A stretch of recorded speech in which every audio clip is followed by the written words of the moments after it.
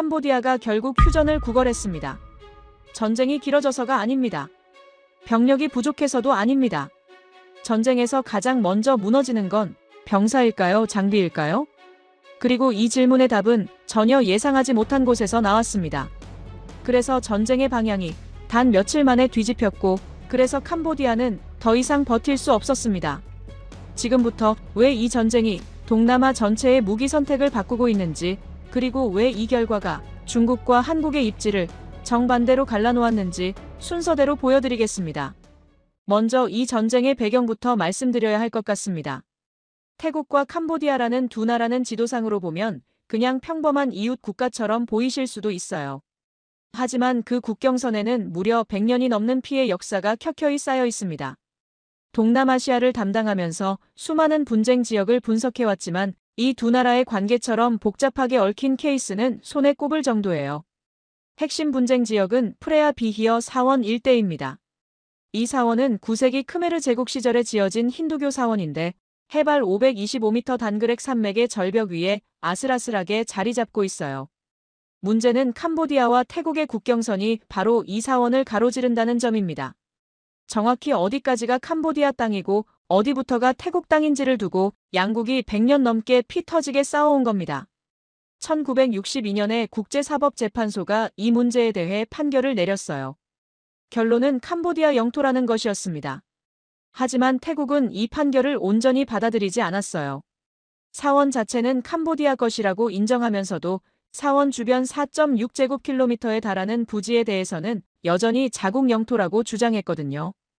이 애매한 상태가 수십 년간 이어지면서 크고 작은 충돌이 끊이지 않았습니다. 그러다 2008년에 상황이 급격히 악화됐어요. 유네스코가 이 사원을 캄보디아의 세계문화유산으로 등재한 겁니다. 태국 입장에서는 국제사회가 캄보디아의 손을 들어준 것처럼 느껴졌겠죠. 태국 내 민족주의자들이 거세게 반발했고 양국 정치인들도 이 이슈를 이용해서 지지율을 끌어올리려 했습니다. 결국 양측 군대가 국경에 대규모로 배치되는 사태로 이어졌어요. 2011년에는 실제 포격전까지 벌어졌습니다. 며칠간의 교전으로 수십 명의 군인과 민간인이 목숨을 잃었어요. 주변 마을들은 초토화됐고 수만 명의 주민들이 삶의 터전을 벌이고 피난길에 올라야 했습니다. 국제사회의 압력으로 일단 총성은 멈췄지만 양측의 분노는 전혀 가라앉지 않았어요. 그 뒤로도 표면적으로는 조용해 보였습니다. 하지만 저희 정보기관에서 보는 위성 영상은 전혀 다른 이야기를 하고 있었어요. 양쪽 다 국경지대에 꾸준히 병력을 증강하고 있었거든요. 새로운 군사시설이 들어서고 포대가 재배치되고 물자 수송 차량이 국경 쪽으로 끊임없이 이동하는 게 다 보였습니다. 제가 2020년대 초반에 동남아시아 담당이었을 때 저희 분석팀은 이미 워싱턴에 경고 보고서를 올린 바 있었어요. 보고서의 핵심 내용은 간단했습니다. 태국 캄보디아 국경은 언제든 터질 수 있는 화약고다. 문제는 만약이 아니라 언제다. 그때 제 상관이 이렇게 말했던 게 기억나요. 이 지역 전쟁은 피할 수 없어. 다만 누가 먼저 방아쇠를 당기느냐의 문제일 뿐이지. 그리고 2025년 7월, 결국 그 방아쇠가 당겨졌습니다. 시작은 정말 사소한 사건이었어요. 국경 초소에서 양측 병사들 사이에 작은 마찰이 있었고 거기서 총격이 발생한 겁니다. 평소 같았으면 양측 지휘관들이 나서서 진화했을 수준의 사건이었어요. 그런데 이번에는 불이 꺼지지 않고 오히려 번져나갔습니다. 양측 다 오랜 세월 동안 쌓아온 분노가 있었고 그 분노가 임계점을 넘어버린 거죠. 캄보디아가 먼저 중포를 꺼내들었습니다. 다연장 로켓 발사대를 국경 전방으로 이동시켰고 태국 진지를 향해 포격을 개시했어요. 태국도 즉각 대응에 나섰습니다. 지상군이 응사를 시작했고 공군 기지에서는 전투기들이 이륙했어요. 양측 모두 한 발짝도 물러서지 않겠다는 의지를 보였습니다. 7월 말까지 불과 몇 주 사이에 48명이 목숨을 잃었어요.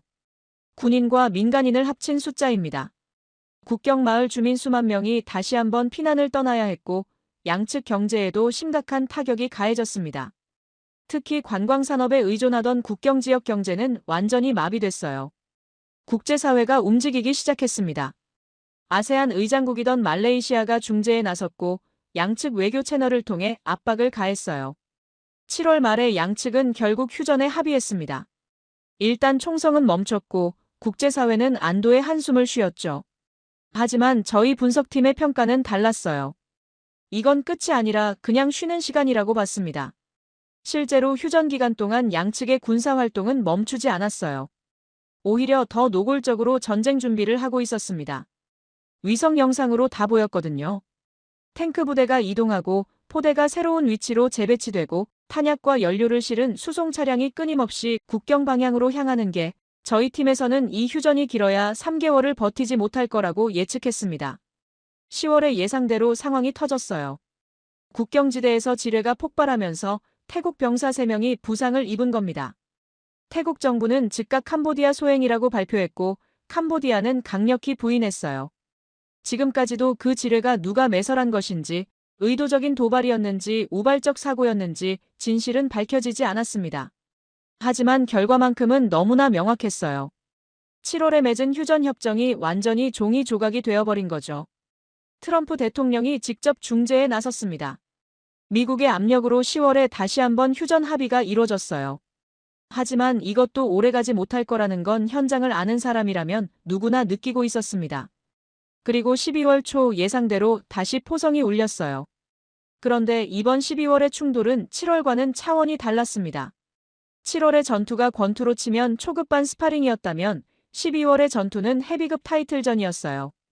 양측 모두 보유한 최신 무기 체계를 총동원했거든요. 다연장 로켓이 쉴 새 없이 날아다녔고 전투기들이 하늘을 가르며 폭격을 퍼부었습니다. 포격 강도와 빈도가 7월과는 비교할 수 없을 정도로 높아졌어요. 저는 이때 처음으로 뭔가 이상한 패턴을 발견하기 시작했습니다. 태국군의 공격은 시간이 지날수록 점점 더 정확해지고 있었어요.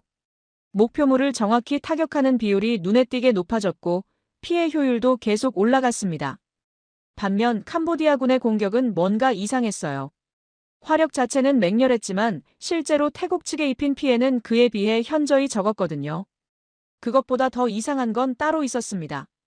위성 영상 분석을 하던 중에 캄보디아 진지에서 폭발이 일어나는 장면이 여러 차례 포착된 거예요.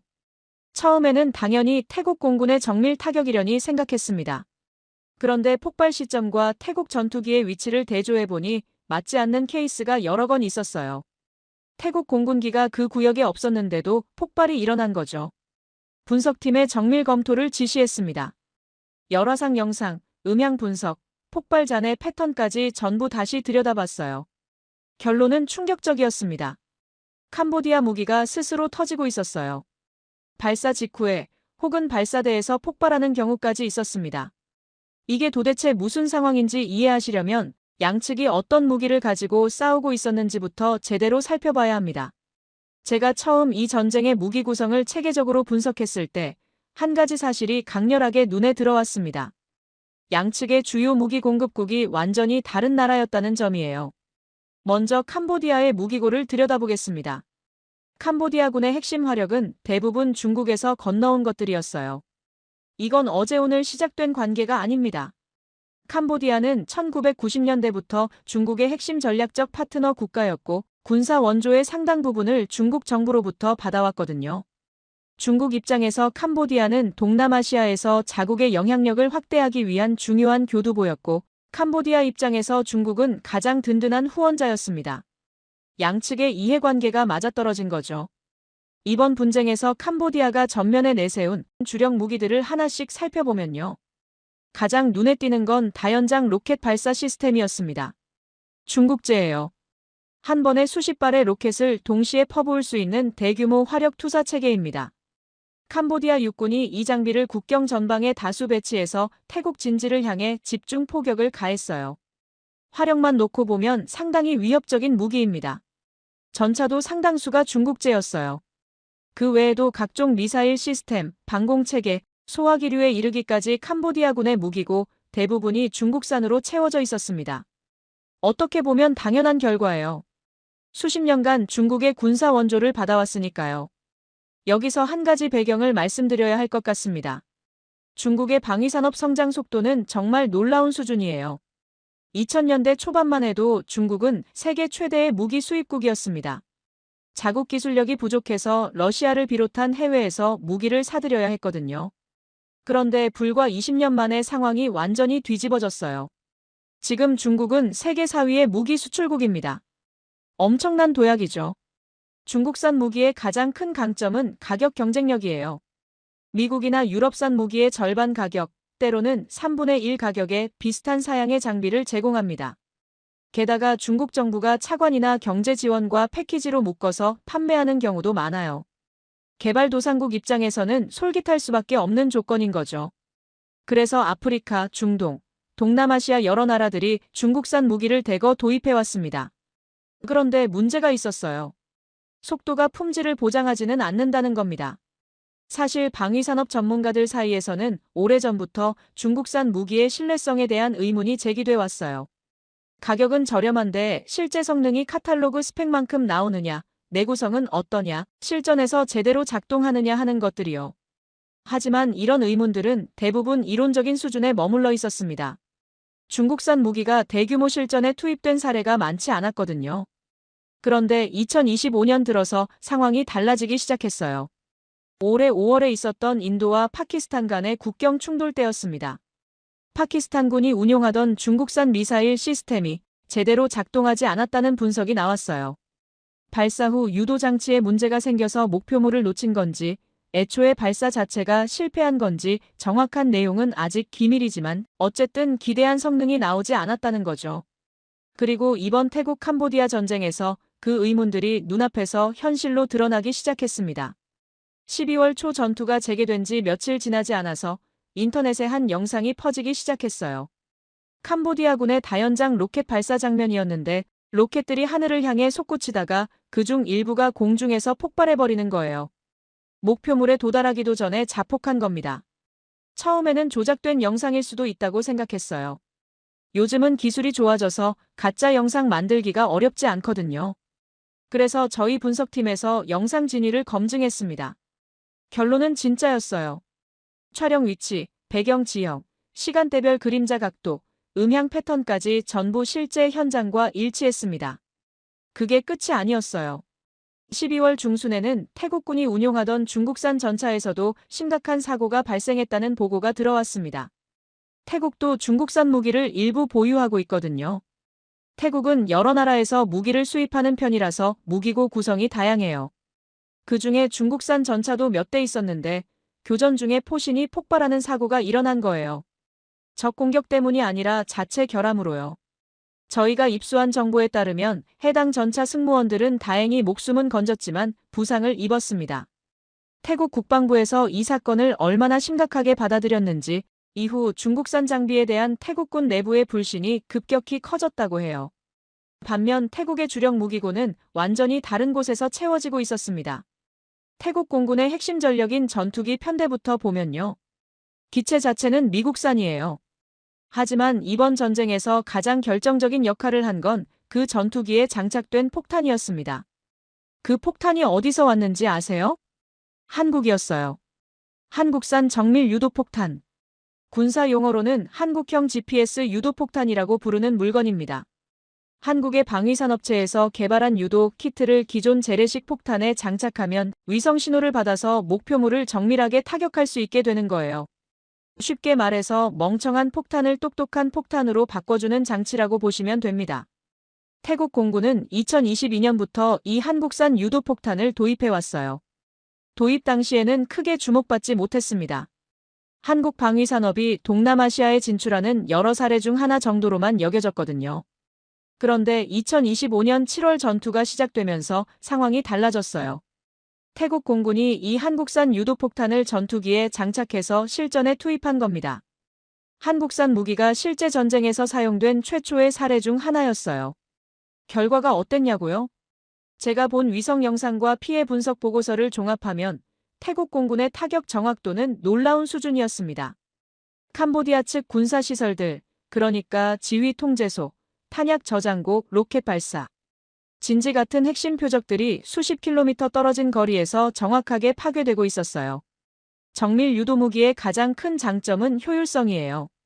재래식 폭탄은 목표물을 맞추려면 여러 발을 투하해야 해요.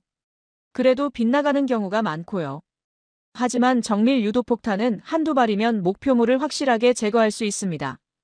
폭탄 소모량도 줄고 조종사가 적 대공화망에 노출되는 시간도 줄어들어요. 민간인 피해 가능성도 낮추고요. 동남아시아 군사 분석가들 사이에서 이런 평가가 나오기 시작했어요. 전투기와 정밀 유도폭탄의 조합이 동남아시아에서 가장 강력한 정밀 타격 능력을 보여주고 있다. 그 정밀 유도폭탄이 바로 한국에서 건너간 물건이었던 겁니다. 캄보디아 입장에서는 악몽이었을 거예요. 자기들이 쏜 로켓은 공중에서 터지거나 엉뚱한 데로 날아가는데 상대방 폭탄은 귀신같이 핵심 시설만 골라서 파괴하고 있으니까요. 저는 이 상황을 보면서 2차 세계대전 때의 한 장면이 떠올랐어요. 초반에 독일 공군이 유럽 하늘을 지배할 때 연합군 조종사들이 느꼈던 그 무력감 말이에요. 아무리 용감하게 싸워도 장비 차이를 극복할 수 없다는 그 절망감. 2025년 12월에 캄보디아군이 딱 그 상황이었던 것 같습니다. 그리고 이건 단순히 태국과 캄보디아 두 나라만의 문제가 아니었어요. 저는 이 전쟁이 훨씬 더 큰 의미를 가진다는 걸 깨닫기 시작했습니다. 무기 시장에서 한 나라의 입지가 흔들리고 다른 나라가 그 자리를 차지하려 할 때 어떤 일이 벌어지는지. 동남아시아라는 거대한 무기 시장에서 지금 막판이 바뀌고 있었던 거예요. 하지만 진짜 충격적인 장면은 아직 오지 않았습니다. 12월 15일이었어요. 저는 그날 새벽부터 위성 영상 분석실에 붙어 있었습니다. 태국 캄보디아 국경지대의 실시간 영상을 모니터링하고 있었거든요. 전투가 재개된 지 열흘쯤 지난 시점이었는데 그날따라 양측의 포격 강도가 유난히 높았어요. 뭔가 큰일이 터질 것 같은 불길한 예감이 들었습니다. 그리고 그 예감은 적중했어요. 오전 11시 23분 캄보디아 측 진지에서 대규모 폭발이 감지됐습니다. 처음에는 태국 공군의 폭격인 줄 알았어요. 그런데 레이더 기록을 확인해보니 그 시간대에 해당 구역 상공에 태국 전투기가 없었습니다. 지상 포격도 아니었어요.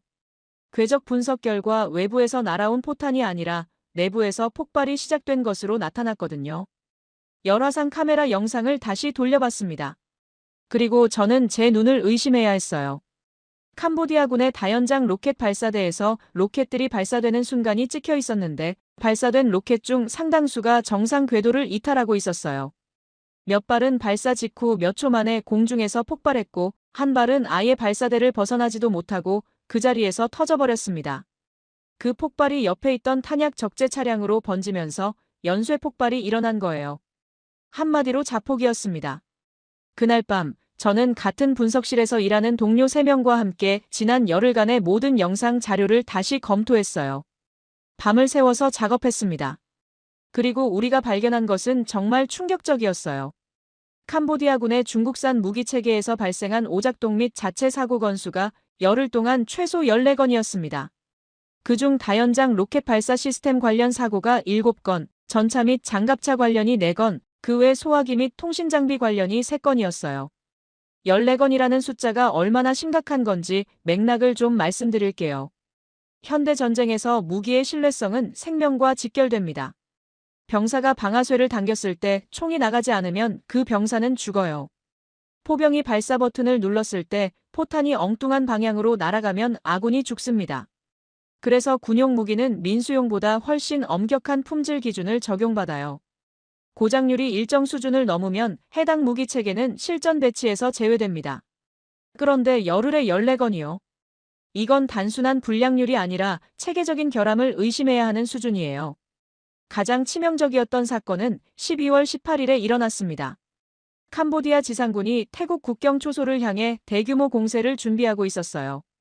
다연장 로켓으로 화력 지원을 하고 그 어무 아래 보병과 장갑차가 전진하는 전형적인 복합 공격 작전이었습니다. 위성에서 전개 상황이 다 보였어요. 캄보디아 입장에서는 상당히 야심찬 작전이었던 것 같아요. 그런데 작전 개시 직후 상황이 틀어지기 시작했습니다. 선두에서 전진하던 중국산 전차 한 대가 갑자기 멈춰섰어요.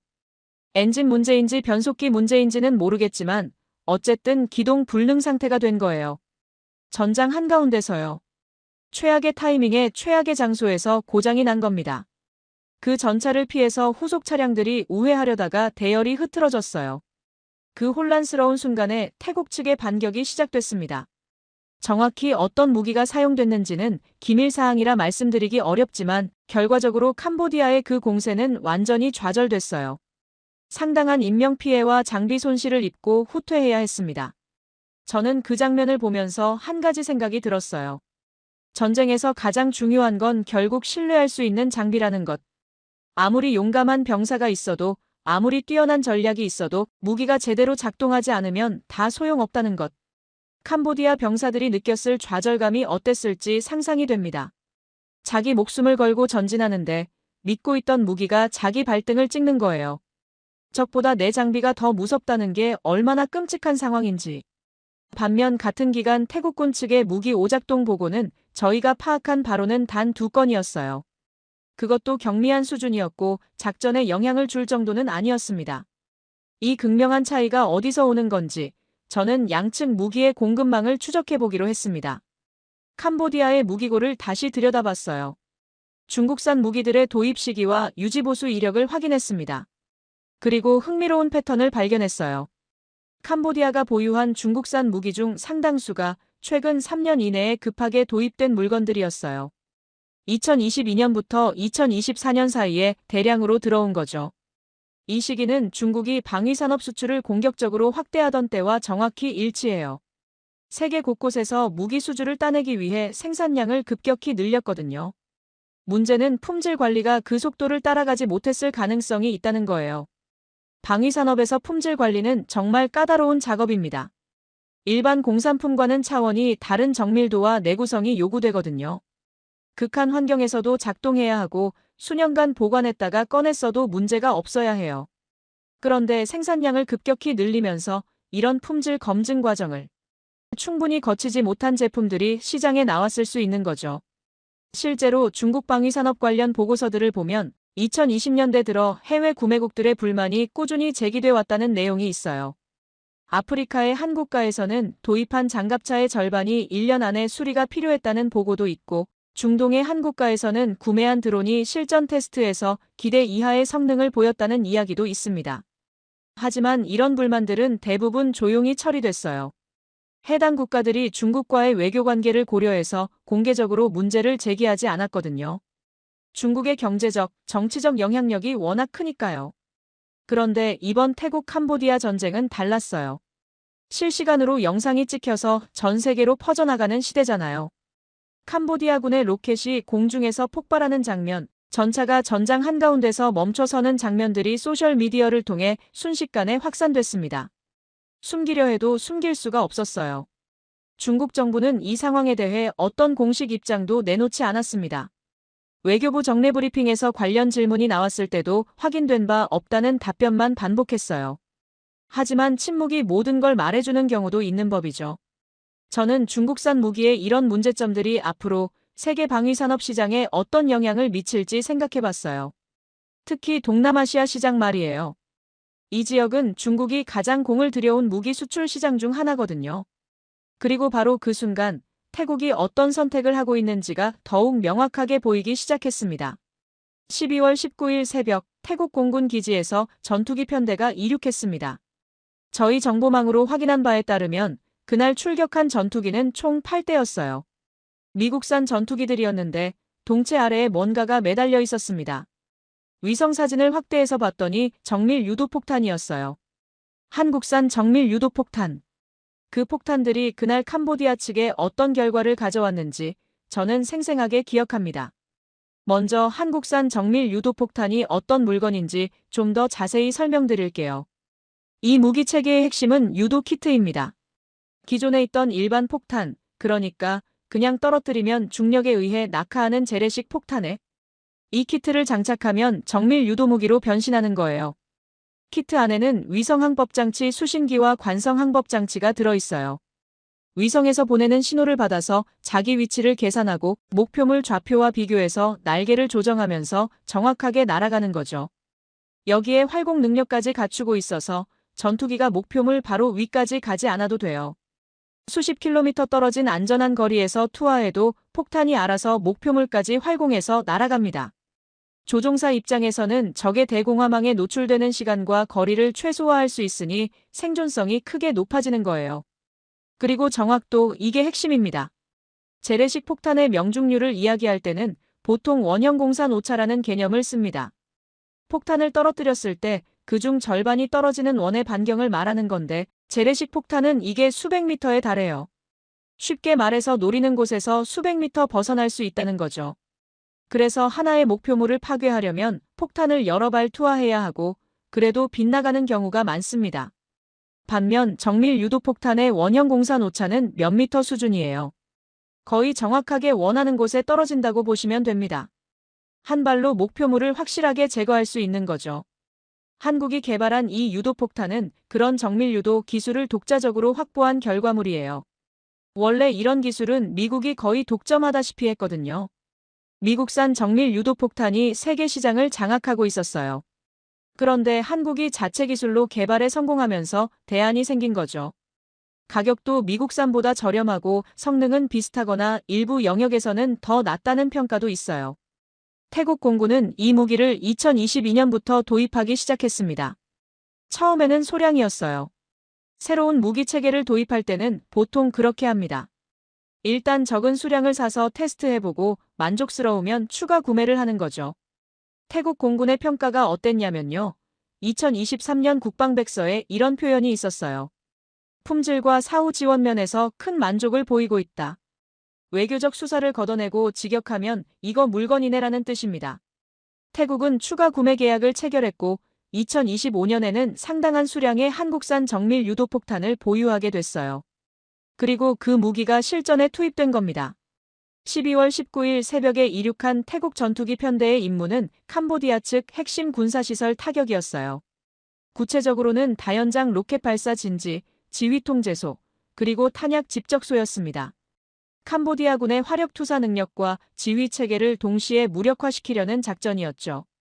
결과부터 말씀드릴게요. 임무 성공률 94%. 투하된 정밀 유도폭탄 중 거의 전부가 지정된 목표물을 정확하게 타격했습니다.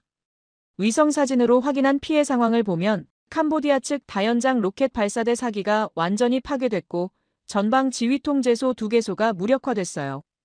탄약 집적소에서는 대규모 2차 폭발이 발생해서 추가 피해가 상당했을 것으로 추정됩니다. 그런데 더 주목할 점은 이 모든 타격이 단 한 차례의 출격으로 이루어졌다는 거예요. 재래식 폭탄을 사용했다면 같은 결과를 얻기 위해 몇 배의 출격이 필요했을 겁니다. 그만큼 조종사들이 위험에 노출되는 횟수도 늘어났겠죠. 폭탄 소모량도 훨씬 많았을 거고요. 그런데 정밀 유도폭탄 덕분에 최소한의 자원으로 최대한의 효과를 거둔 거예요. 저는 이 작전 결과를 보고 펜타곤 동료들과 통화를 했어요. 다들 같은 반응이었습니다. 저게 진짜 한국산이야? 그리고 한 친구가 이렇게 말했어요. 이제 방산 시장에 새로운 플레이어가 나타난 것 같군. 캄보디아 측의 상황은 급격히 악화되고 있었어요. 전방 화력의 상당 부분을 상실했고 지휘 체계도 흔들리기 시작했습니다. 설상가상으로 자국 무기의 잦은 오작동 때문에 병사들의 사기도 바닥이었을 거예요. 쏘면 터지는 우리 무기, 맞으면 끝나는 적 무기, 이 차이를 극복하는 건 거의 불가능에 가깝습니다. 저는 그때 이미 예감했어요. 이 전쟁이 오래가지 않을 거라는 걸. 12월 20일, 21일 이틀 동안 태국 공군의 추가 타격이 이어졌습니다. 매번 한국산 정밀 유도폭탄이 사용됐고 매번 높은 명중률을 기록했어요. 캄보디아 측 피해는 누적되어 갔습니다. 그리고 12월 23일 캄보디아 측에서 움직임이 포착됐어요. 외교 채널을 통해 휴전 의사를 타진하기 시작한 겁니다. 처음에는 조심스러웠어요. 체면도 있으니까요. 하지만 상황이 워낙 급박하게 돌아가고 있었기 때문에 협상 속도도 빨랐습니다. 양측 국방장관이 국경 인근에서 만났고 치열한 협상 끝에 12월 27일 정오를 기해 휴전에 돌입하기로 합의했어요. 72시간 안에 완전한 교전 중단과 병력 동결을 이행하기로 했습니다. 태국이 붙잡고 있던 캄보디아군 포로 18명의 송환 문제도 논의됐고요. 저는 그 휴전 합의 뉴스를 보면서 씁쓸한 기분이 들었어요. 전쟁은 결국 사람이 죽는 일이에요.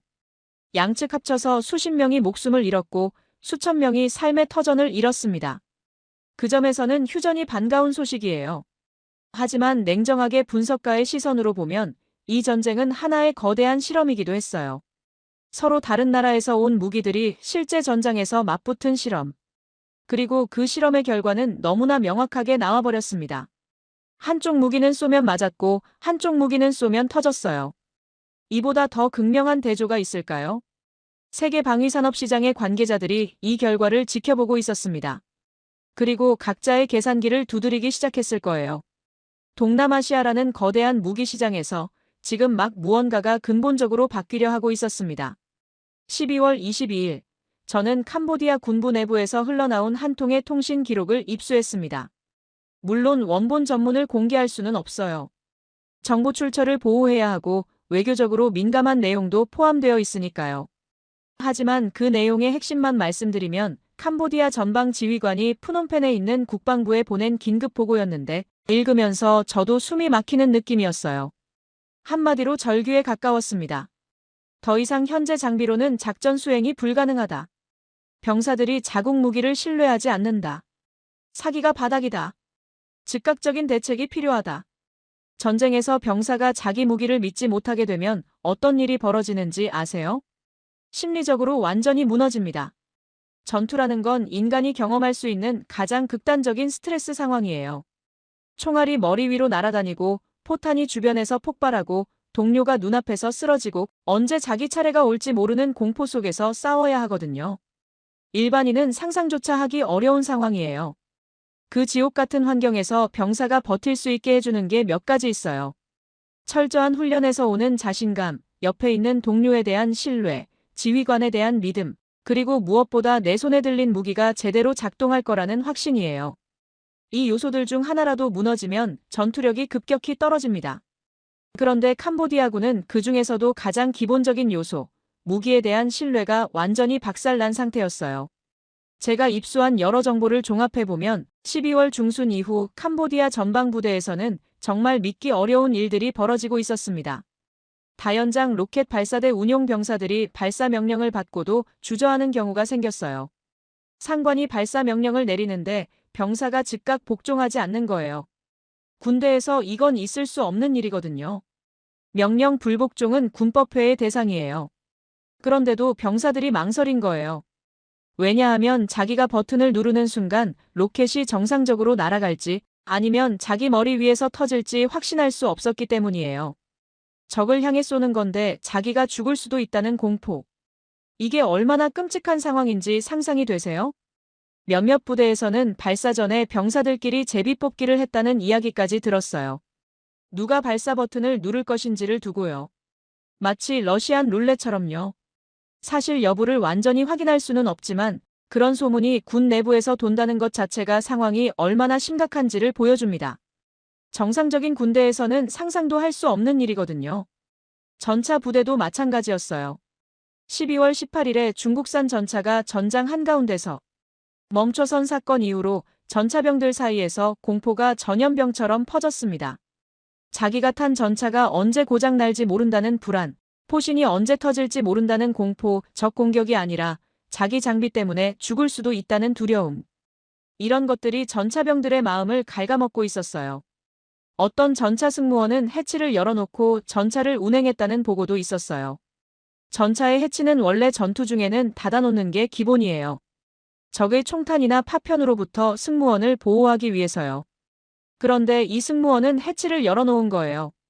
왜냐하면 만약의 사태에 대비해서 빨리 탈출하려고요. 전차가 갑자기 멈추거나 포신이 폭발할 경우를 대비한 거죠.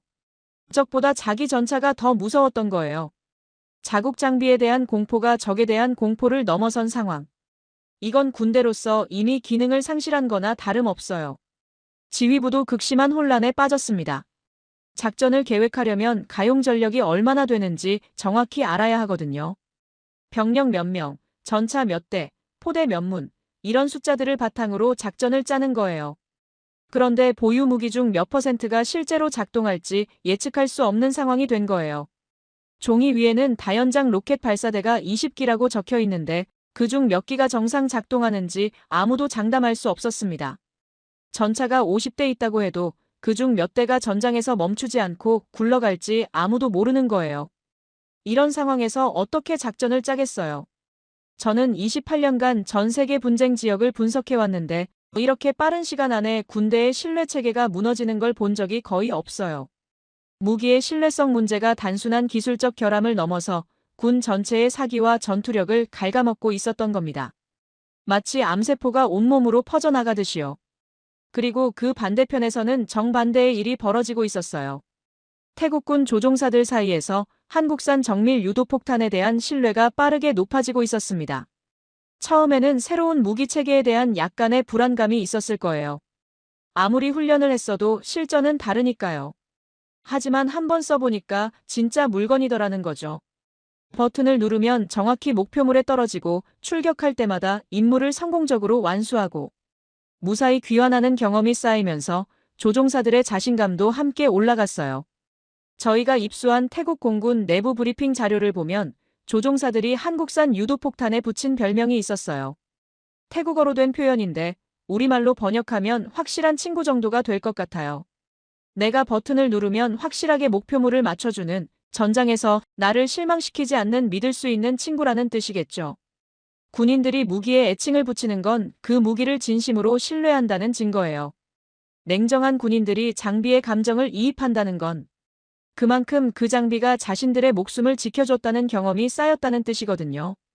이 극명한 대비가 전장의 모든 것을 설명해 줍니다. 한쪽은 자국 무기가 두려워서 제대로 싸울 수 없는 상태였고, 다른 한쪽은 자국 무기를 전적으로 신뢰하며 과감하게 작전을 수행하고 있었어요. 같은 전장에서 같은 시간에 완전히 다른 세계가 펼쳐지고 있었던 거예요. 승패는 이미 결정된 거나 다름없었습니다. 장비 차이가 사기 차이로 이어지고, 사기 차이가 전투력 차이로 이어지고, 전투력 차이가 전쟁의 승패를 결정짓는 거예요. 전쟁의 기본 공식이죠. 12월 23일 캄보디아 수도 프놈펜의 국방부에서는 긴급회의가 소집됐습니다. 참석자 명단과 회의 내용은 기밀이지만 결론만큼은 여러 경로를 통해 알려졌어요. 현재 상황에서 전쟁을 계속하는 것은 더 큰 손실만 초래할 뿐이라는 판단이 내려진 겁니다. 특히 공군력의 열세를 만회할 방법이 전혀 없다는 점이 결정적이었어요. 태국 공군의 정밀 타격을 막으려면 효과적인 방공 체계가 필요한데, 캄보디아가 보유하고 있는 중국산 방공 장비들의 신뢰성도 심각하게 의심스러운 상황이었거든요. 어제 공중에서 터진 로켓을 만든 그 나라에서 온 방공 미사일을 믿을 수 있겠어요? 미사일을 쏴서 태국 전투기를 맞추기도 전에 발사대에서 폭발하면 어떻게 해요? 그런 불안감이 지휘부 전체를 짓누르고 있었을 거예요. 결국 캄보디아는 휴전을 먼저 제안하기로 결정했습니다.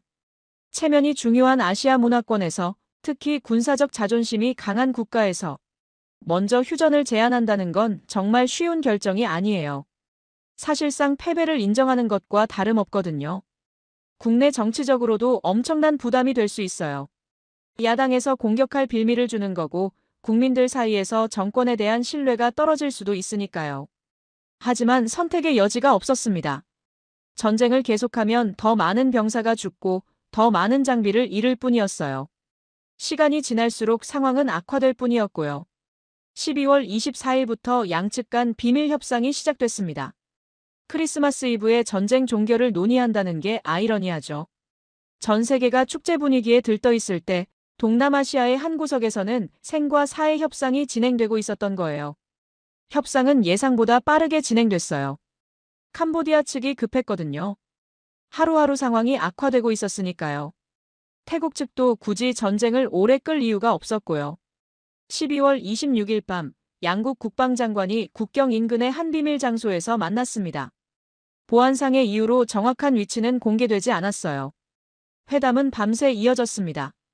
휴전 조건, 병력 배치, 포로 교환 문제 등 수많은 사안을 하나하나 협의해야 했으니까요. 그리고 12월 27일 새벽 마침내 합의문이 작성됐어요. 그날 정오, 드디어 총성이 멈췄습니다. 휴전 발효 후 72시간 동안 완전한 교전 중단과 병력 동결을 이행하기로 했어요. 양측 모두 추가 병력 이동 없이 현재 위치에서 머무르고 상호 영공과 영토에 대한 모든 군사 행동을 중단하기로 했습니다. 지상에서도 하늘에서도 총 한 발 쏘지 않기로 한 거죠. 태국이 붙잡고 있던 캄보디아군 포로 18명도 72시간이 무사히 지나면 송환하기로 합의됐고요. 저는 그 휴전 소식을 워싱턴의 제 사무실에서 접하면서 여러 가지 생각이 교차했어요. 전쟁은 결국 사람이 죽는 일이에요. 양측 합쳐서 수십 명의 군인과 민간인이 목숨을 잃었고 수천 명이 삶의 터전을 잃었습니다. 부상자는 그 몇 배일 테고 정신적 트라우마를 입은 사람까지 합하면 피해자 수는 헤아릴 수 없어요. 그 점에서는 휴전이 반가운 소식이에요. 더 이상의 희생을 막을 수 있으니까요. 하지만 냉정하게 분석가의 시선으로 보면 이 전쟁은 하나의 거대한 실험이기도 했어요. 서로 다른 나라에서 온 무기들이 실제 전장에서 맞붙은 실험. 중국 대 한국, 양산형 저가 전략 대 품질 중심 전략의 대결. 그리고 그 실험의 결과는 너무나 명확하게 나와버렸습니다. 한쪽 무기는 쏘면 맞았고 한쪽 무기는 쏘면 터졌어요. 이보다 더 극명한 대조가 있을까요? 이보다 더 분명한 승부가 있을까요? 세계 방위산업 시장의 관계자들이 이 결과를 지켜보고 있었습니다. 각국 국방부 관계자들, 방산기업 임원들, 군사 전문가들, 무기 브로커들까지. 그들 모두가 이 전쟁의 결과를 분석하고 있었을 거예요. 그리고 각자의 계산기를 두드리기 시작했을 겁니다. 다음에는 어느 나라 무기를 사야 할까? 어느 나라와 관계를 강화해야 할까? 동남아시아라는 거대한 무기 시장에서 지금 막 무언가가 근본적으로 바뀌려 하고 있었습니다. 휴전이 발효된 지 일주일도 안 돼서 저희 정보망에 흥미로운 움직임들이 포착되기 시작했어요. 동남아시아 여러 나라의 국방 관계자들이 분주하게 움직이고 있었습니다. 회의가 소집되고 출장이 잡히고 비밀 접촉이 이루어지고 있었어요. 그런데 그들이 향하는 목적지가 의미심장했어요. 예전 같으면 베이징행 비행기를 탔을 사람들이 이제는 다른 방향으로 가고 있었거든요. 먼저 인도네시아 이야기를 해볼게요. 인도네시아는 동남아시아에서 가장 큰 국방 예산을 가진 나라예요. 인구도 2억 7천만 명으로 세계 4위고 영토도 엄청나게 넓습니다. 수천 개의 섬으로 이루어진 해양 국가라서 해군과 공군력이 특히 중요하고요. 당연히 군사력 현대화에 대한 수요도 큽니다. 그동안 인도네시아는 무기 도입선을 다변화하는 전략을 써왔어요. 한 나라에 의존하면 위험하니까 미국, 러시아, 유럽, 중국 등 여러 나라에서 무기를 사들였죠. 계란을 한 바구니에 담지 않겠다는 거예요. 그런데 태국 캄보디아 전쟁 직후 인도네시아 국방부에서 내부 검토가 시작됐다는 정보가 들어왔어요.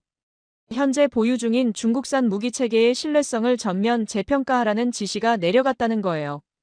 캄보디아에서 벌어진 일들을 보고 불안해진 거죠.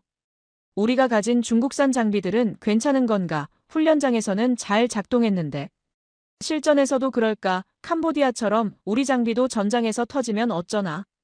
이런 걱정들이 인도네시아군 수뇌부의 머리를 채우기 시작한 거예요. 그리고 거의 동시에 인도네시아 국방부 관계자들이 한국을 방문했다는 정보도 입수됐어요. 공식적인 방문 목적은 기존 도입 장비의 운용 현황 점검이었어요. 인도네시아는 이미 한국에서 잠수함과 전투기, 그리고 각종 함정을 도입한 바 있거든요. 양국 간 방산 협력이 이미 상당한 수준으로 진행되고 있었어요. 하지만 이번 방문에서 논의된 내용은 그것만이 아니었을 거예요. 추가 도입 가능성, 특히 이번 전쟁에서 성능이 입증된 정밀 유도 무기와 미사일 체계에 대한 관심이 있었을 겁니다. 한국 측 관계자들도 이 기회를 놓치지 않으려고 적극적으로 응했겠죠. 필리핀도 마찬가지였어요. 필리핀은 남중국해에서 중국과 치열한 영토 분쟁을 벌이고 있는 나라예요. 스프래틀리 군도 스카버러 암초 등을 두고 중국과 수시로 충돌하고 있죠. 중국 해경선이 필리핀 어선을 위협하고 필리핀 군함에 물대포를 쏘고 심지어 레이저를 조사하는 일까지 벌어지고 있어요. 필리핀 입장에서는 군사력 현대화가 생존의 문제인 거죠. 그동안 예산 문제로 주로 저렴한 중국산 무기나 중고 장비를 도입해왔는데 이번 전쟁을 보고 상당히 충격을 받은 것 같아요.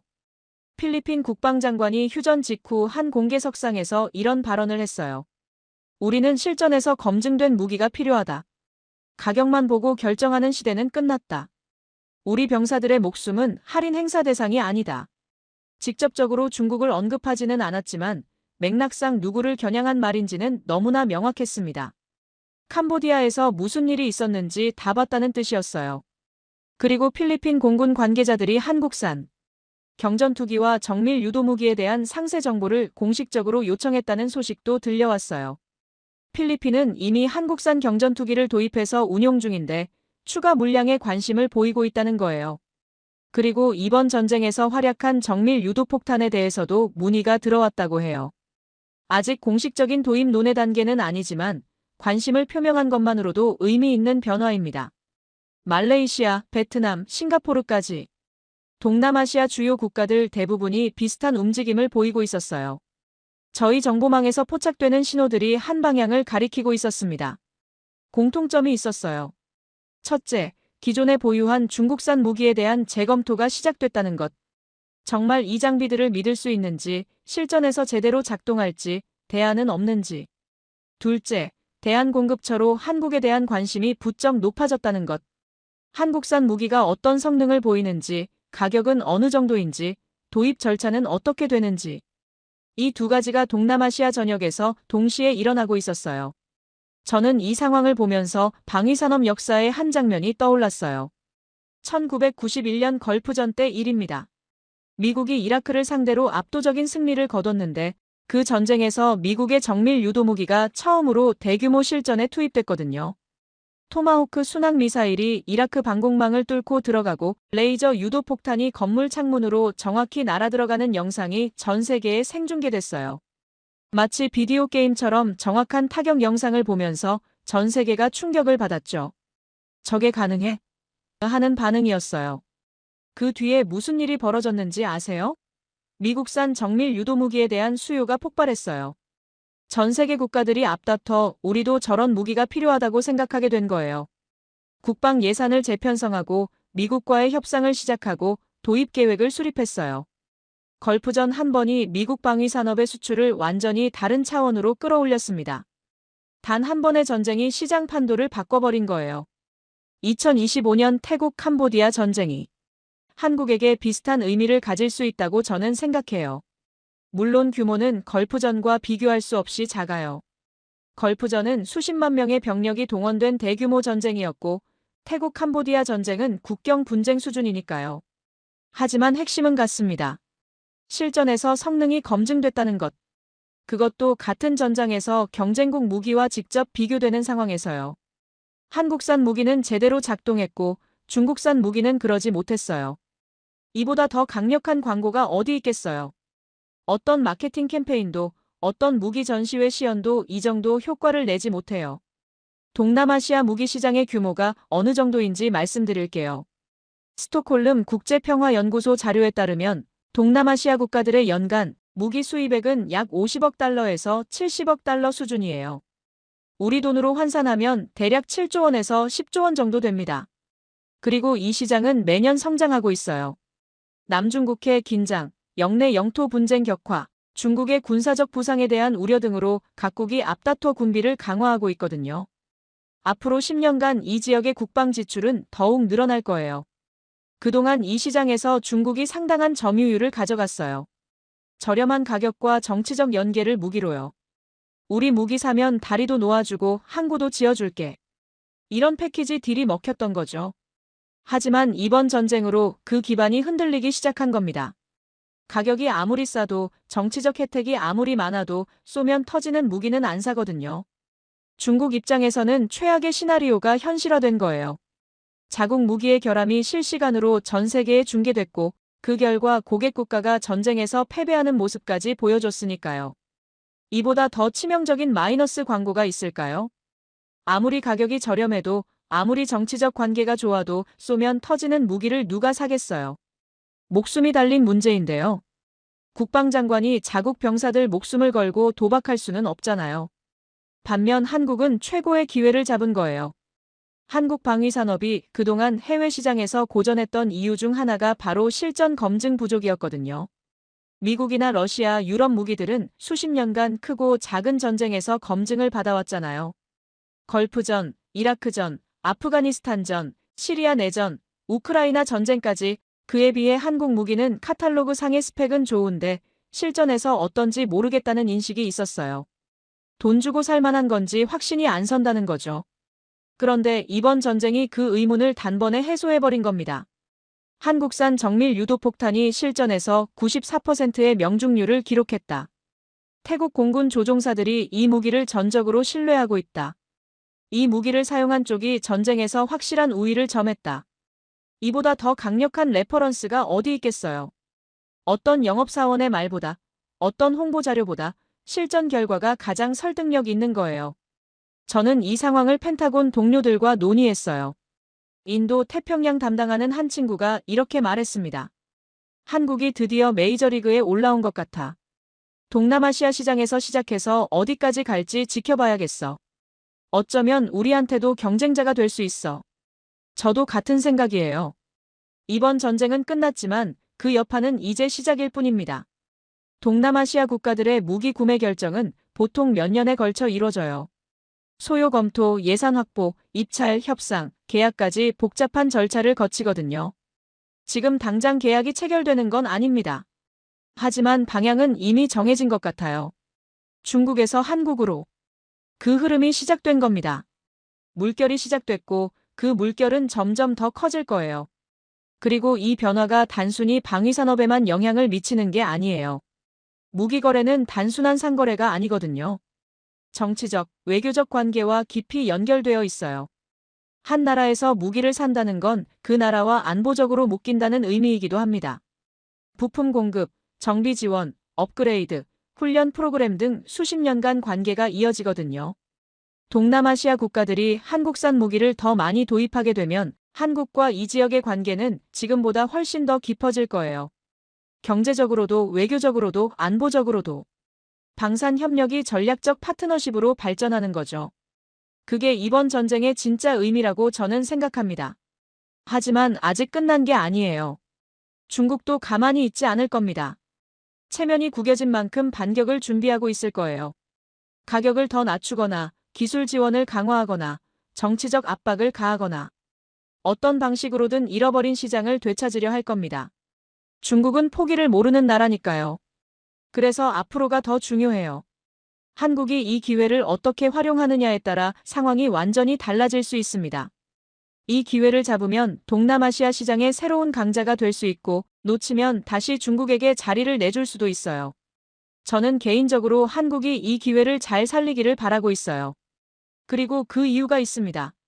저는 베이징에서 날아온 한 통의 보고서를 받았습니다. 중국 국방부가 내부적으로 작성한 상황 평가 보고서였어요.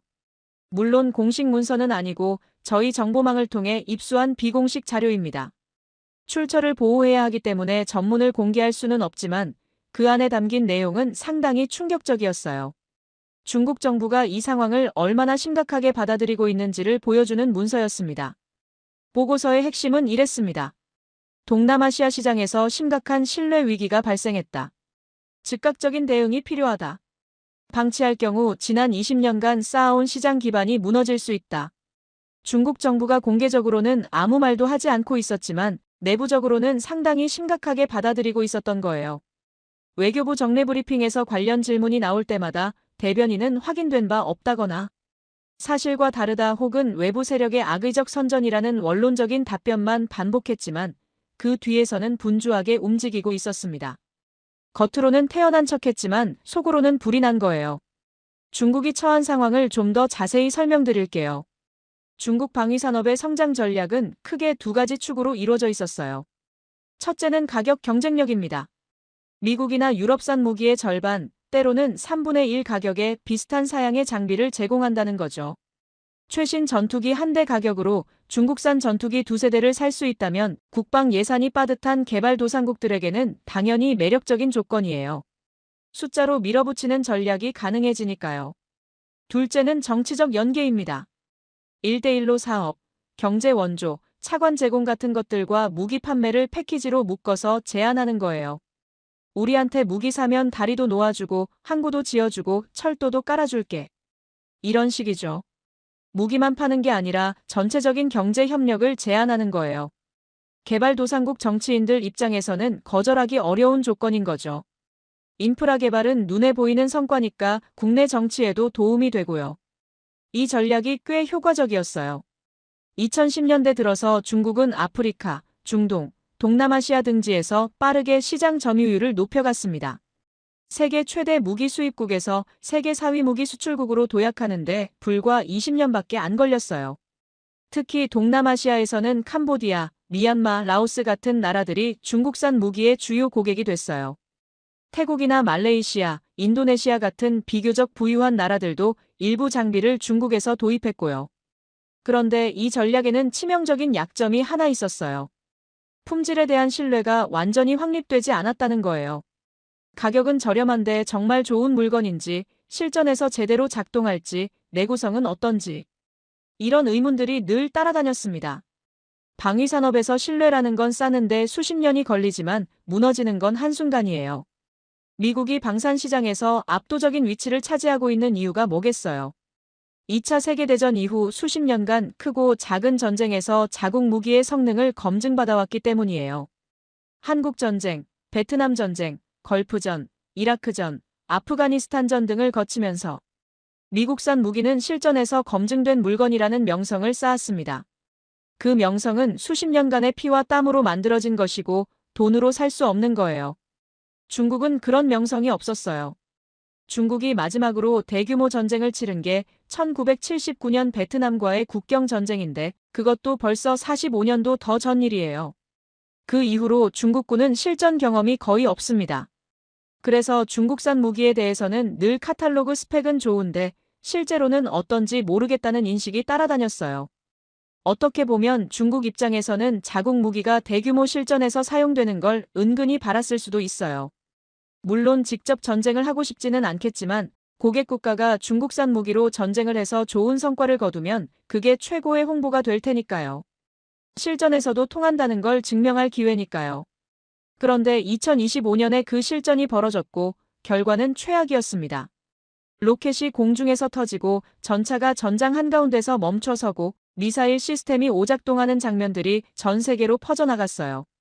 소셜미디어 시대에 이런 영상은 순식간에 수백만 명에게 도달합니다. 숨기려 해도 숨길 수가 없어요. 중국이 지난 20년간 공들여 쌓아온 방산 수출의 기반이 한순간에 흔들리기 시작한 거죠. 신뢰라는 건 쌓는 데는 오래 걸리지만 무너지는 건 순식간이라고 했잖아요. 지금 중국이 딱 그 상황에 처한 거예요. 제가 입수한 정보에 따르면 중국 정부는 여러 가지 대응책을 검토하고 있었어요. 첫 번째는 기술적 해명입니다. 문제가 된 무기들의 결함 원인을 조사해서 발표하고 개선 조치를 약속하는 거예요. 특정 생산 라인의 품질 관리 문제였고 이미 시정 조치를 완료했다. 앞으로는 이런 일이 없을 것이다. 이런 식으로요. 기술적으로 문제를 인정하고 해결책을 제시하는 접근법이죠.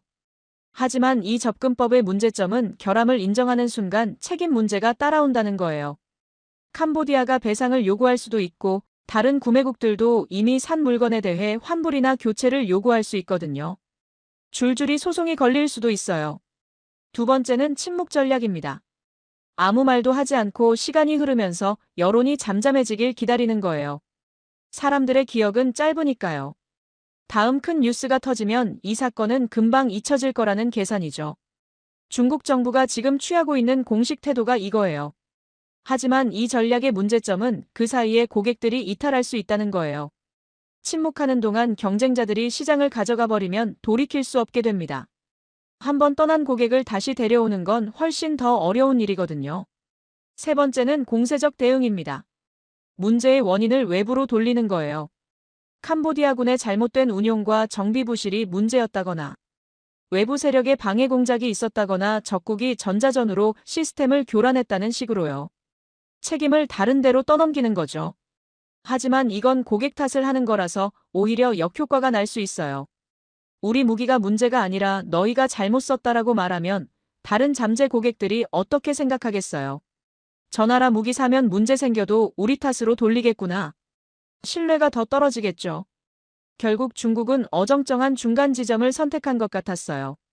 공식적으로는 침묵하면서 물밑에서는 기존 고객국들에 대한 관리를 강화하는 거죠.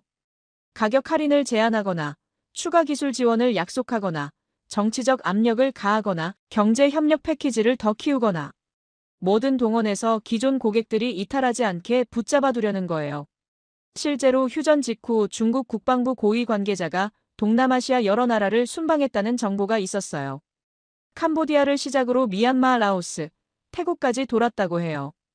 공식적인 방문 목적은 지역 안보 협력 논의 및 양자 관계 강화였지만 실제로는 불안해하는 기존 고객들을 달래러 간 거겠죠. 우리 무기 걱정하지 마세요. 캄보디아 건 특수한 상황이었어요. 운용 미숙과 정비 문제가 겹친 거예요. 다른 나라에서는 그런 일 없을 거예요. 이런 메시지를 전달하러요. 하지만 저는 그런 노력이 충분하지 않을 거라고 봐요. 왜냐하면 이미 대안이 존재하기 때문이에요.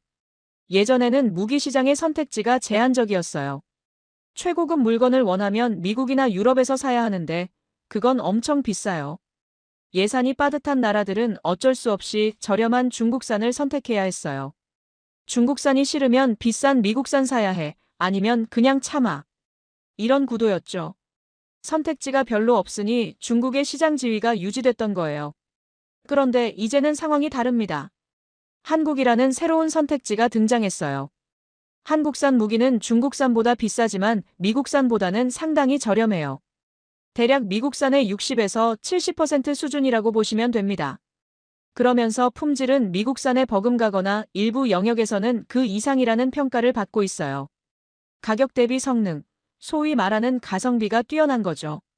거기에 이번 전쟁에서 실전 검증까지 받았잖아요. 동남아시아 국가들 입장에서는 꿈에 그리던 최적의 대안이 나타난 거예요. 미국산처럼 비싸지도 않고 중국산처럼 불안하지도 않은. 중국이 가격을 더 낮춰봤자 소용없어요. 목숨이 달린 문제에서 싸니까 사세요는 설득력이 없거든요. 아무리 반값이어도 쏘면 터지는 무기를 누가 사겠어요. 국방장관이 자국 병사들 앞에서 예산 아끼려고 싼 거 샀는데 좀 터질 수도 있어라고 말할 수는 없잖아요. 병사들 목숨값이 그렇게 싼 게 아니에요. 그래서 저는 이번 사태가 단순한 일시적 위기가 아니라 중국 방위산업의 구조적 전환점이 될 수 있다고 봅니다. 지난 20년간 구축해온 저가 공세 전략의 한계가 드러난 거예요. 가격으로 승부하는 시대는 끝나가고 있어요.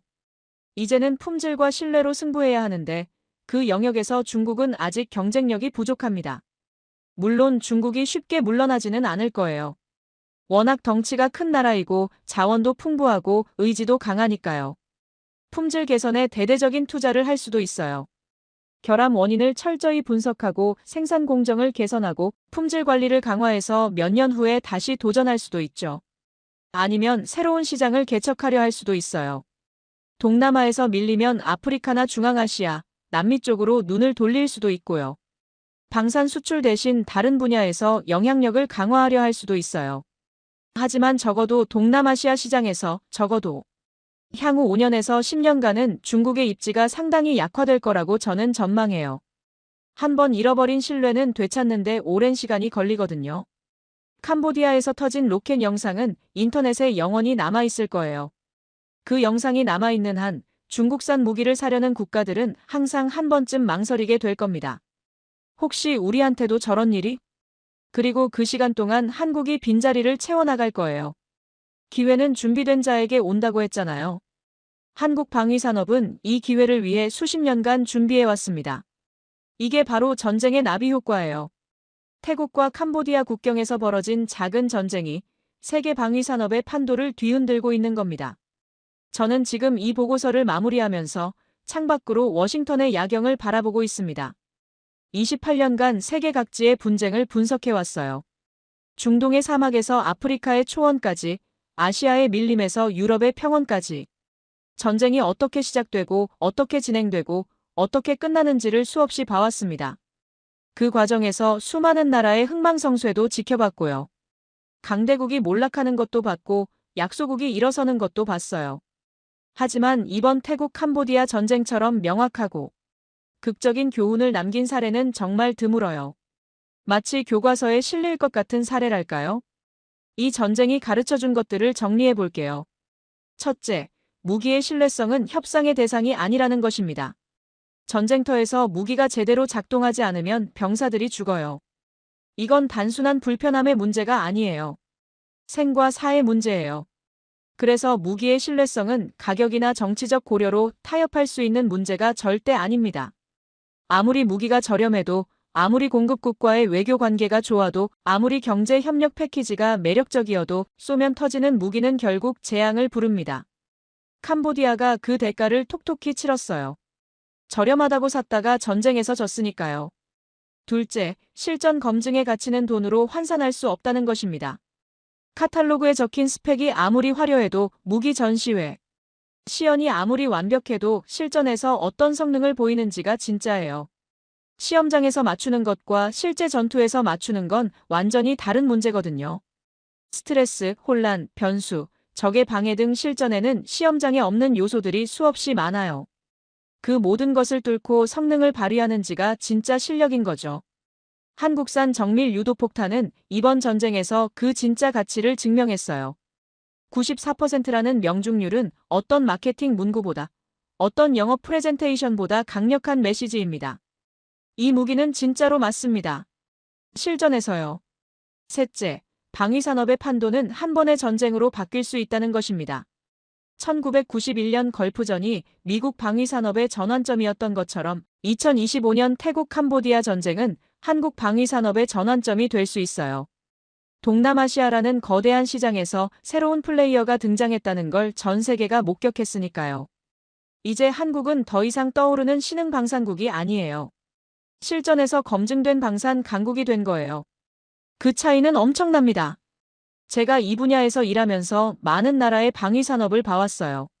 미국, 러시아, 중국, 유럽 각국, 이스라엘 등등. 그 중에서 한국의 성장 궤적은 정말 특별하고 인상적입니다. 50년 전만 해도 한국은 무기를 수입해야 하는 나라였어요. 자체 방위산업이라고 할 만한 게 거의 없었죠. 전쟁이 끝난 지 얼마 안 된 가난한 나라였으니까요. 미국 원조에 의존해서 겨우 군대를 유지하는 수준이었어요. 그런데 지금은 어떤가요? 전투기를 만들고 전차를 만들고 잠수함을 만들고 미사일을 만들어요. 그것도 세계 최고 수준의 품질로요. 자주포, 다연장 로켓, 장갑차, 군함 등 거의 모든 분야에서 독자 개발 능력을 갖췄어요. 그리고 이제는 그 무기들을 전 세계에 수출하고 있습니다. 폴란드, 호주, 사우디, 인도네시아 등등. 이런 성장이 어떻게 가능했을까요? 저는 여러 요인이 있다고 봐요. 정부의 전략적 투자와 일관된 지원, 뛰어난 엔지니어들의 헌신과 노력, 세계적 수준의 제조업 기반과 기술력, 그리고 무엇보다 우리도 할 수 있다. 아니, 우리가 더 잘할 수 있다는 의지. 이런 것들이 결합된 결과라고 생각해요. 어느 하나만 있어서는 안 되고 모든 요소가 함께 작용해야 해요. 특히 인상적인 건 한국 방위산업의 꼼꼼함이에요. 저희 분석팀에서 여러 나라의 무기 체계를 비교 평가할 때 한국산 장비들은 늘 신뢰성 항목에서 높은 점수를 받았어요. 화려한 스펙을 자랑하기보다는 실제로 제대로 작동하는 것, 고장 없이 오래가는 것을 중시하는 문화가 느껴졌습니다. 겉보기에 현란한 것보다 실속을 챙기는 거죠. 그게 이번 전쟁에서 결정적인 차이를 만들어냈어요. 한국산은 맞았고 경쟁자 제품은 터졌으니까요. 앞으로의 전망을 말씀드릴게요. 단기적으로는 동남아시아 시장에서 한국산 무기에 대한 수요가 급증할 거예요. 인도네시아, 필리핀, 말레이시아, 베트남, 태국 등 주요 국가들이 한국과의 방산 협력을 강화하려 할 겁니다. 이미 그 움직임이 시작됐고요. 문의가 쏟아지고 있다는 소식이 들려와요. 중장기적으로는 한국이 세계 5대 무기 수출국으로 도약할 가능성이 높아요. 현재 한국은 세계 9위 수준인데 동남아시아 시장 성과와 기존에 진행 중인 대형 수출 계약들을 합하면 5위권 진입이 충분히 가능합니다. 폴란드와의 대규모 계약, 호주 잠수함 사업, 사우디 및 중동 국가들과의 협력 등 이미 큰 물줄기들이 흐르고 있거든요. 그리고 더 큰 그림을 보면 한국 방위산업의 성장은 단순한 경제적 이익을 넘어서는 의미가 있어요. 무기를 수출한다는 건 단순히 장비를 파는 게 아니에요. 관계를 맺는 거예요. 무기를 구매한 나라는 수십 년간 부품 공급, 정비 지원, 업그레이드, 조종사 및 정비사 훈련 등을 위해 공급국과 긴밀한 관계를 유지해야 하거든요. 한번 맺은 관계가 30년, 40년 이어지는 거예요. 그래서 무기 거래는 장기적인 동맹 관계의 시작점이 되기도 해요. 동남아시아 국가들이 한국산 무기를 더 많이 도입하게 되면 한국과 이 지역의 관계는 지금보다 훨씬 더 깊어질 거예요. 경제적으로도 외교적으로도 안보적으로도. 방산 협력이 전략적 파트너십으로 발전하는 거죠. 그게 한국의 국제적 위상을 높이고 외교적 영향력을 강화하는 데 기여할 겁니다. 물론 도전도 있을 거예요. 쉬운 길은 없으니까요. 중국이 가만히 있지 않을 겁니다. 잃어버린 시장을 되찾기 위해 온갖 수단을 동원할 거예요. 가격을 더 떨어뜨리거나 기술 이전을 약속하거나 정치적 압박을 가하거나 경제 보복을 위협하거나. 중국은 포기를 모르는 나라예요. 한번 밀렸다고 물러서지 않아요. 미국도 마냥 좋아하지만은 않을 수 있어요. 물론 한국은 미국의 동맹이고 한국이 강해지는 건 미국에게도 좋은 일이에요. 하지만 방산 시장에서는 동맹도 경쟁자거든요. 자국 방위 산업의 시장을 한국에 빼앗기는 걸 좋아할 리가 없어요. 미묘한 긴장이 생길 수 있습니다. 국제 정세의 변화도 변수가 될 수 있고요. 세계가 어떻게 돌아갈지 아무도 모르니까요. 하지만 저는 한국이 이 도전들을 극복할 수 있다고 봐요. 지금까지 해온 것처럼요. 6.25 전쟁의 폐허에서 시작해서 세계 10위권 경제대국이 됐잖아요. 독재 정권을 물리치고 민주화도 이뤘고요. 외환위기를 극복했고 코로나 팬데믹도 잘 넘겼어요. 그때마다 위기를 기회로 바꿨어요. 이번에도 그럴 수 있을 겁니다. 묵묵히 기술을 개발하고 품질을 높이고 신뢰를 쌓아가면 됩니다. 화려한 구호나 과대 광고보다는 실제 성과로 증명하는 거죠. 그게 결국 가장 확실한 경쟁력이에요. 그리고 한국은 그걸 잘하는 나라예요. 마지막으로 한 가지만 더 말씀드릴게요. 저는 미국인이에요. 미국의 이익을 위해 일하는 사람입니다. 미국 정부로부터 월급을 받고 미국의 안보를 위해 분석 보고서를 쓰는 게 제 직업이에요. 그런 제가 왜 한국 방위 산업의 성공을 긍정적으로 평가하고 심지어 응원하는 것처럼 말하는지 의아하실 수도 있어요. 제 답은 이래요. 강한 동맹은 강한 동맹국에서 나온다는 거예요. 한국이 방위 산업에서 성공하고 경제적으로 번영하고 국제적 영향력을 키우는 것. 그건 미국에게도 좋은 일이에요. 동아시아의 안정을 위해서, 중국의 군사적 팽창을 견제하기 위해서, 자유민주주의 가치를 수호하기 위해서 한국이 강해지는 건 미국의 국익에도 부합합니다. 약한 동맹보다 강한 동맹이 더 도움이 되는 건 당연한 거잖아요. 그리고 솔직히 말씀드리면 저는 한국이라는 나라에 대해 일종의 경외심 같은 걸 느껴요. 전쟁의 폐허에서 시작해서 불과 두세 세대 만에 세계 10위권 경제대국이 됐잖아요. 그 과정에서 군사 독재를 끝내고 민주화도 이뤘고요. 이제는 반도체, 자동차, 조선, 그리고 방위 산업까지 세계 최고 수준에 올라섰어요. 문화 콘텐츠로 전 세계에 영향력을 미치고 있고요. 이런 성장 스토리를 가진 나라가 세계 역사에 얼마나 있겠어요. 저는 많이 보지 못했어요. 방위 산업에서의 성공은 그 성장 스토리의 연장선상에 있다고 저는 봅니다. 한국인들의 노력과 의지와 저력이 또 하나의 성과를 만들어내고 있는 거예요. 이번 전쟁이 그 증거입니다. 태국 캄보디아 전쟁이라는 작은 불꽃이 지펴올린 불이 어디까지 번져갈지 저는 앞으로도 계속 지켜볼 겁니다. 그리고 그 불이 한국의 미래를 환하게 밝혀주기를, 한국이 이 기회를 놓치지 않고 도약하기를 진심으로 바라고 있습니다. 여러분, 전쟁을 이긴 건 숫자도 구호도 아니었습니다. 끝까지 작동하는 기술, 마지막 순간까지 믿을 수 있는 무기, 그 차이가 전쟁의 결말을 갈랐습니다. 오늘 이야기 보시고 대한민국의 기술력과 선택이 자랑스럽다면 대한민국 기술력이라고 댓글 남겨주세요. 여러분의 이 한 줄이 이 나라가 어디까지 왔는지 가장 정확하게 증명합니다.